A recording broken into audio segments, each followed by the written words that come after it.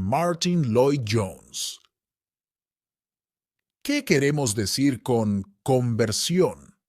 Dejar las anteriores maneras de vivir y comenzar una vida nueva es el primer ejercicio de la nueva naturaleza.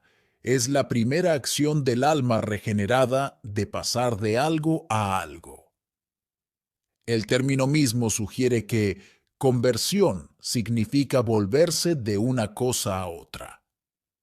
El término no es usado con frecuencia en las Escrituras, pero la verdad que la palabra connota y representa aparece constantemente. Encontramos que en las Escrituras el término mismo es a veces usado de una manera general para referirse a cualquier acto de volverse. Por ejemplo, a veces es usado aún para referirse a un creyente. Nuestro Señor reprendió en una ocasión a Pedro y dijo: «Y tú, una vez vuelto, confirma a tus hermanos». Estaba diciendo: cuando vuelvas otra vez, cuando hayas dado vuelta.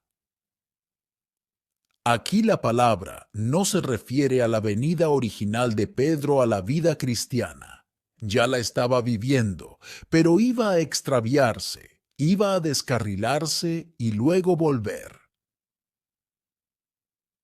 Esto se describe como conversión, pero en consideración a las doctrinas bíblicas, es bueno limitar la palabra conversión al sentido que normalmente le damos cuando hablamos de estas cosas. Es decir, es el paso inicial en la historia consciente del alma en su relación con Dios.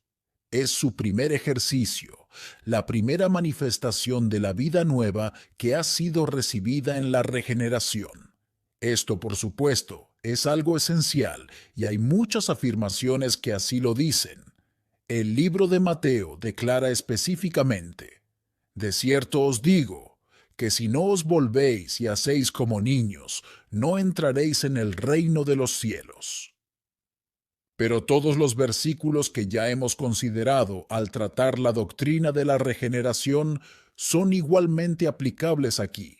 Versículos como: «Pero el hombre natural no percibe las cosas que son del Espíritu de Dios. Y por cuanto los designios de la carne son enemistad contra Dios». Los hombres y las mujeres tienen que venir de esta enemistad antes de poder ser cristianos. Tienen que volverse de ella a esta otra condición. Entonces, la conversión es esencial. Nadie nace cristiano. Todos nacimos en pecado. En maldad he sido formado. Fuimos todos hijos de ira, lo mismo que los demás. Todos estamos sujetos al pecado original y a la culpa original.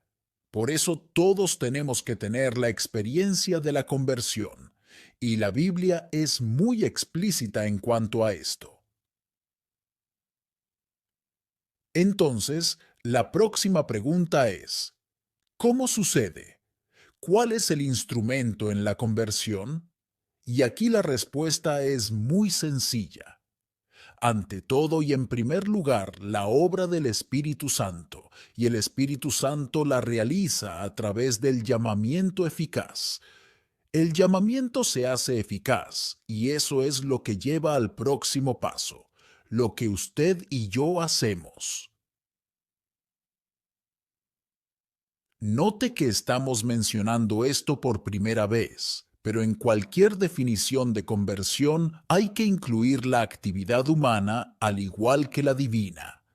El llamado viene eficazmente, y porque viene eficazmente, hacemos algo al respecto. Eso es conversión, ambos lados, el llamado y la respuesta. Al tratar la conversión, tenemos que necesariamente dar igual énfasis a la actividad de los seres humanos. Ahora bien, en la regeneración y en la unión, nosotros somos absolutamente pasivos, no jugamos ningún papel en ella. Es enteramente la obra del Espíritu de Dios en el corazón. Pero en la conversión actuamos, nos movemos, somos llamados Y respondemos, pasemos pues a considerar las características de la conversión. Y es, a veces pienso, uno de los temas más importantes que los cristianos pueden considerar juntos. ¿Por qué? Bien, es vital que consideremos la enseñanza bíblica sobre la conversión, porque existe una cosa que se llama conversión temporal. ¿Ha notado con cuánta frecuencia nuestro Señor enfoca esto en sus enseñanzas? ¿Cuántas veces casi parece querer disuadir a la gente de seguirle? Hubo un hombre que dijo, Maestro, te seguiré a donde quiera que vayas. Y nuestro Señor, en lugar de decir, Maravilloso, dijo, Espera un minuto. Las zorras tienen guaridas y las aves del cielo nidos, mas el Hijo del Hombre no tiene dónde recostar su cabeza. ¿Te das cuenta de lo que estás haciendo? En efecto dijo, insensato es el hombre que va a la guerra sin estar seguro de tener los recursos necesarios. Es igualmente insensato el hombre que comienza a construir una torre sin asegurarse de tener el material suficiente para terminarla. Nuestro Señor, porque conocía el peligro de que sucediera algo temporal, constantemente trataba de combatirlo y parecía estar queriendo alejar a la gente. Tal es que lo acusaron de hacer que el discipulado fuera imposible. Tome el gran capítulo 6 de Juan, donde las gentes corrían tras él como resultado del milagro de alimentar a los 5,000, y escuchaban con pasión lo que decía, y nuestro Señor parece estar tratando deliberadamente de alejarlas. Por eso un gran número, que se creían sus discípulos, regresaron a sus casas, y nos dice el relato que no anduvieron más con él. Resulta muy claro que nuestro Señor estaba impartiendo esa enseñanza muy deliberadamente, porque estaba destacando una diferencia entre el espíritu y la carne.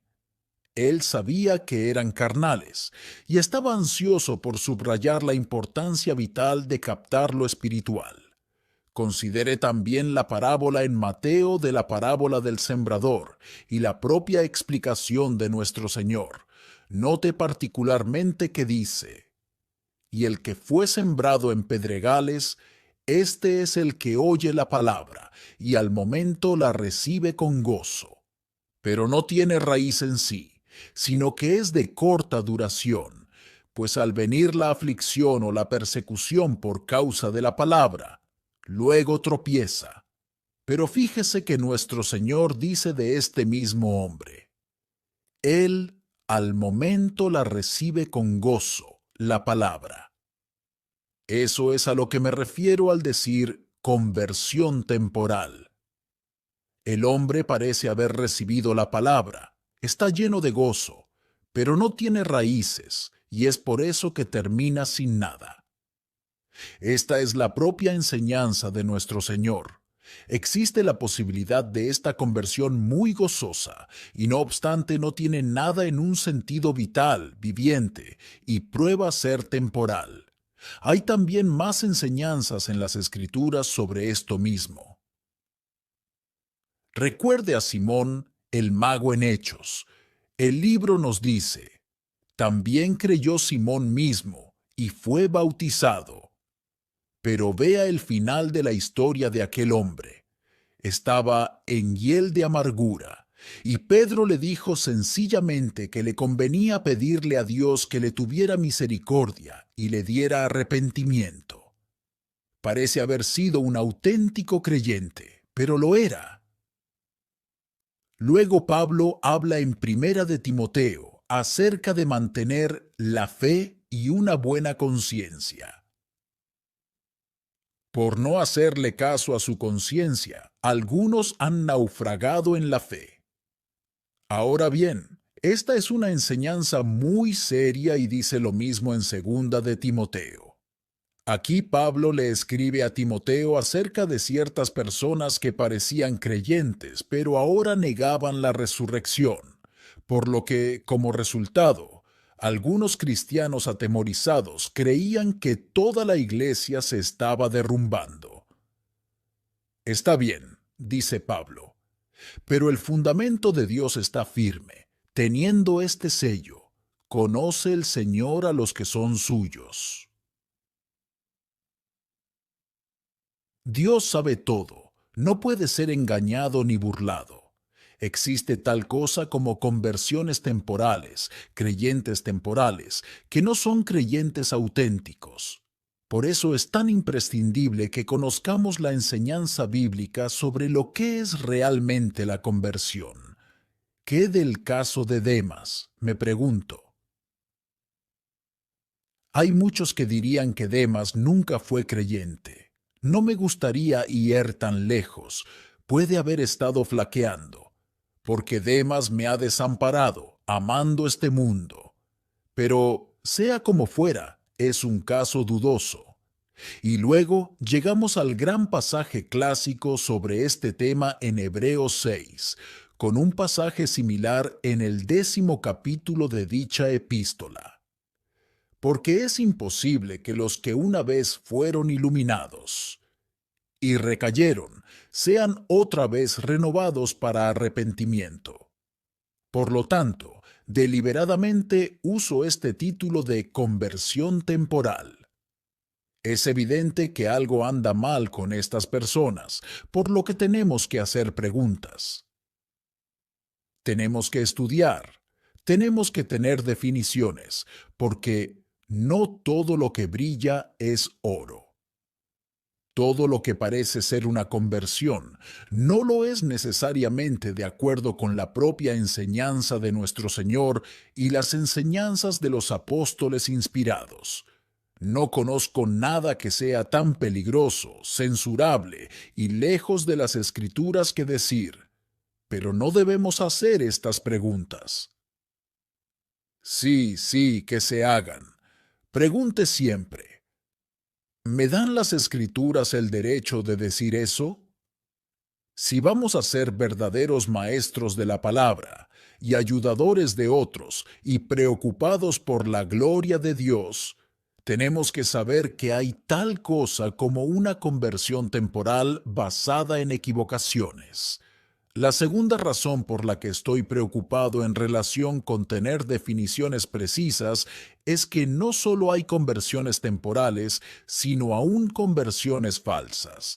Notará usted que hago una diferencia entre ambas, y la diferencia es que en el caso de una conversión temporal, la conversión es algo que ha sucedido como resultado de la presentación de la verdad bíblica. En el caso de una conversión falsa, es un fenómeno que, aunque se parece mucho y simula ser una conversión cristiana, ha sido por algún otro factor que dista de la verdad. Por eso es que tenemos que diferenciarlas. Esto nunca ha sido tan necesario como en la actualidad, porque hay tanta gente que parece pensar que mientras haya un cambio grande en la vida de la persona, ha de ser una conversión auténtica. Si alguien renuncia a sus pecados y vive una vida derecha y hace el bien, entonces, dicen, es cristiano. Pero quizá no lo sea. Es posible que el hombre tenga un cambio grande, profundo, apoteótico en su vida y su manera de vivir y experiencia, que nada tiene que ver con el cristianismo.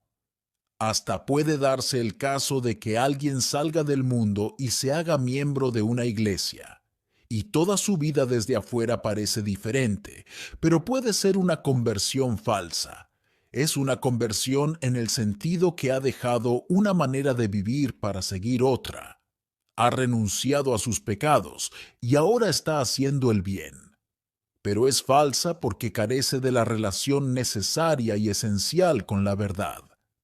Si uno se interesa únicamente en el fenómeno, si se interesa únicamente en el hecho de que alguien se levanta y dice, toda mi vida ha cambiado totalmente, entonces uno no tiene más que ir a los libros de psicología. La psicología desde hace años se ha hecho popular y ataca fuertemente la fe cristiana. Es por eso que me preocupa. Oí decir a un hombre que si su fe cristiana fuera atacada, eso no le preocuparía. Sencillamente respondería: a mí no me importa lo que dice la gente, a mí no me importa lo que dice la ciencia, yo lo sé por lo que me está sucediendo a mí. Mi respuesta a eso fue: sí, y todos los psicólogos en su audiencia sonreirían. Dirían: coincidimos en que ha tenido usted un cambio y una experiencia psicológicos, pero por supuesto, muchas cosas pueden producirlo, y seguirían desechando el cristianismo en su totalidad.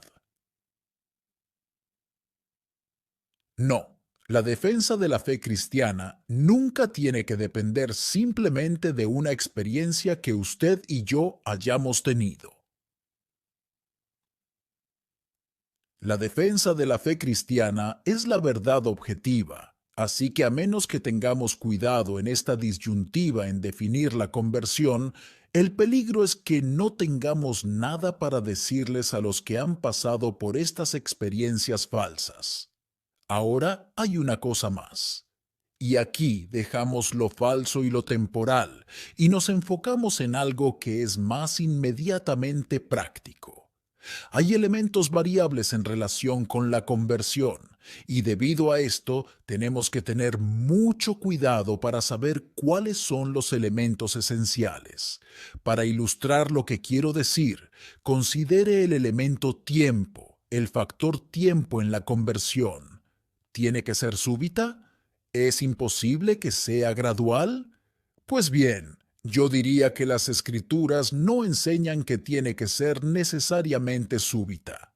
Lo grandioso es que ha sucedido, sea súbita o gradual. El elemento tiempo no es un factor absolutamente esencial. Puede tener su importancia, pero no es vital. Segundo, ¿tiene una conversión que ser necesariamente dramática? Todos tenemos la tendencia a enfatizar las que lo son, ¿no es cierto? Son de interés humano, decimos, y debe interesarnos.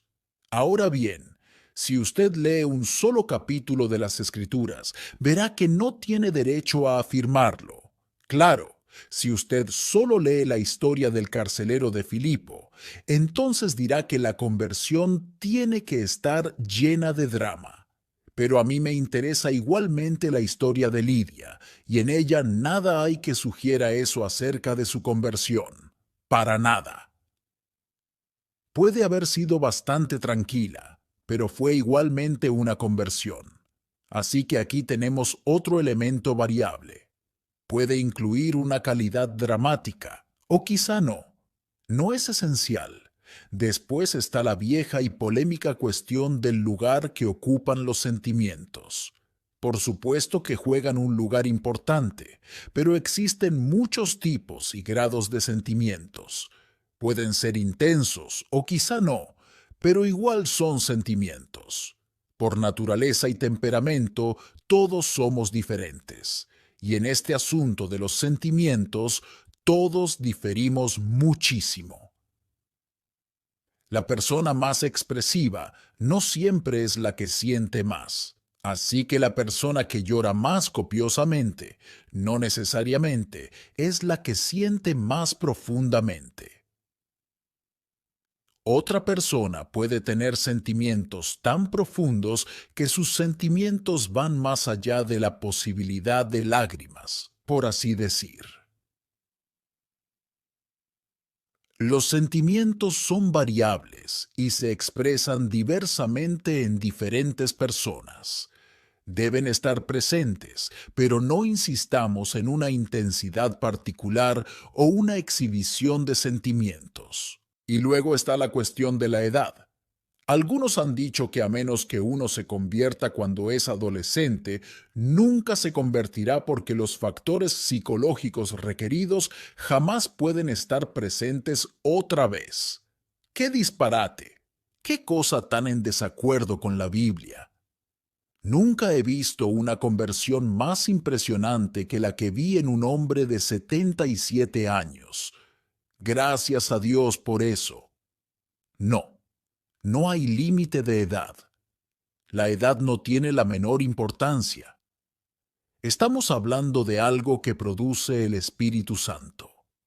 Hay tanta esperanza para el hombre que tiembla al borde de la muerte y el infierno, como la hay para el adolescente, es decir, si se interesa por la verdadera conversión.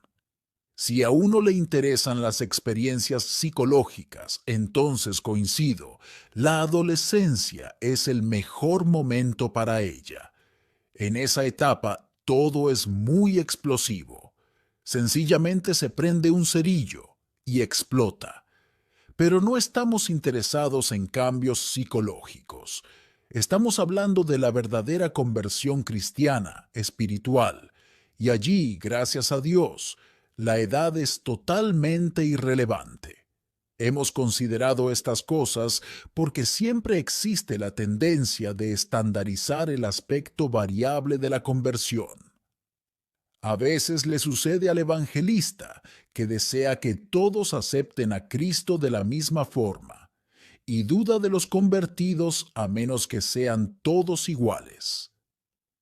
Pero nos puede suceder a nosotros también. Todos queremos ser iguales.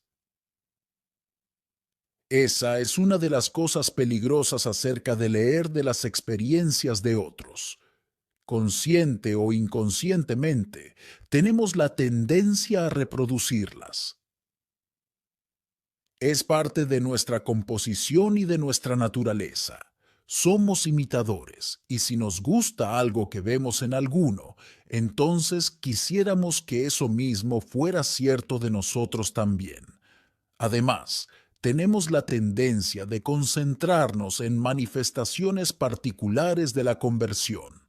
Los sentimientos, por ejemplo, son solo un aspecto, no obstante ponemos en ellos todo nuestro énfasis. Esto puede ser extremadamente peligroso porque los sentimientos, como ya lo he indicado, es uno de varios variables y este camino puede llevar a la tragedia. Algunos siempre están insistiendo en la presencia de una cualidad variable que no es esencial, creyendo que es esencial y no haberla experimentado, dicen que nunca se han convertido. Y esto puede llevar a incontables e innecesarios pesares. Si postulamos algo que es variable e insistimos en ello, podemos causarnos o causar a otros mucho daño. Quizá les digamos a otros que no son convertidos porque no se conforman a nuestras normas personales. Por eso, hemos de tener mucho cuidado de no ajustarnos a las Escrituras y de decir cosas que la Biblia no dice. Por lo tanto, qué vital, qué esencial es que tengamos definiciones claras en nuestra mente. ¿Cuáles son, entonces, estos elementos permanentes? Hay dos elementos esenciales en la conversión, y estos son enfatizados en las Escrituras en los Evangelios, en el libro de los Hechos y en las epístolas. Pablo, afortunadamente, lo ha expresado todo en una sola frase, en aquella emotiva ocasión cuando se despidió de los ancianos de la iglesia en Éfeso. A veces he pensado que si hay una escena en la historia en la que me hubiera gustado estar presente, es aquella. Me voy, dice Pablo a los ancianos. No volverán a verme, y quiero que no olviden las cosas que les he dicho, y que recuerden lo que hice cuando estuve con ustedes. ¿A qué se refería? Testificando a judíos y a gentiles acerca del arrepentimiento para con Dios y de la fe en nuestro Señor Jesucristo. Eso es conversión.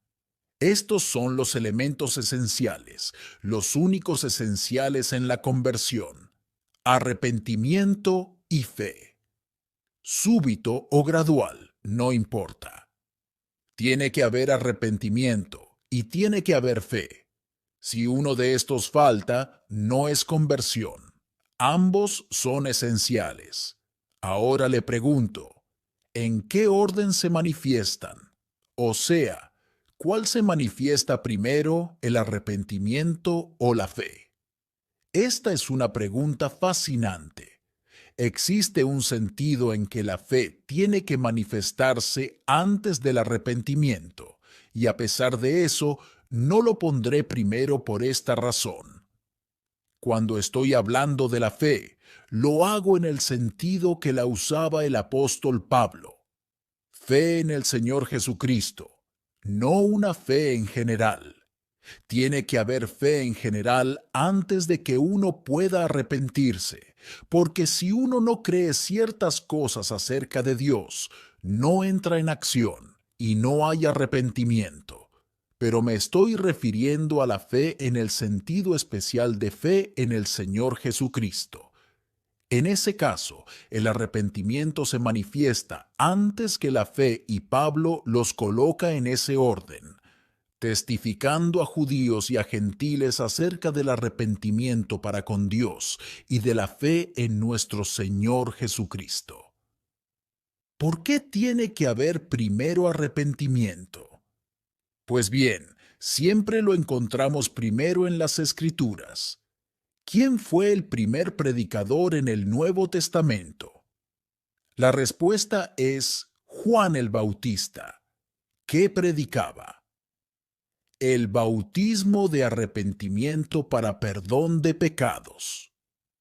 Este era el mensaje del precursor, y el precursor siempre se manifiesta primero.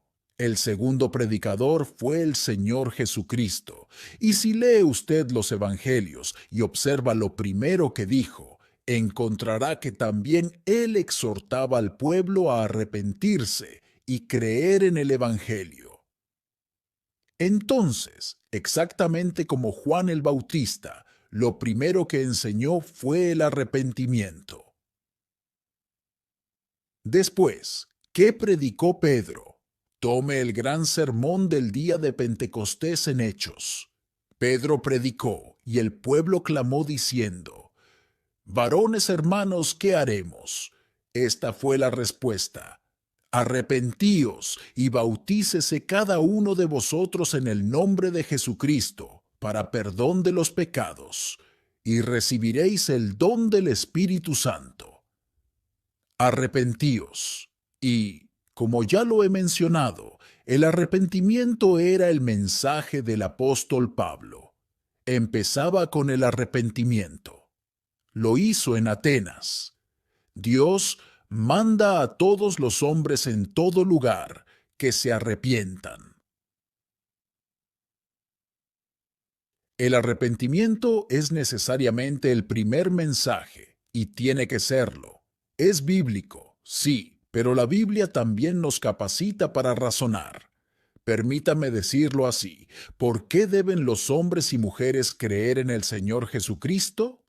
Es incorrecto pedirles meramente que crean en Cristo. Tienen el derecho de preguntar, ¿por qué debo creer en Él? Es una pregunta muy lógica, y la gente no ve ninguna necesidad de creer en el Señor Jesucristo si no saben lo que es el arrepentimiento. Es cierto que uno puede invitarles a acudir a Cristo como colaborador, o amigo, o un médico del cuerpo, pero eso no es conversión cristiana.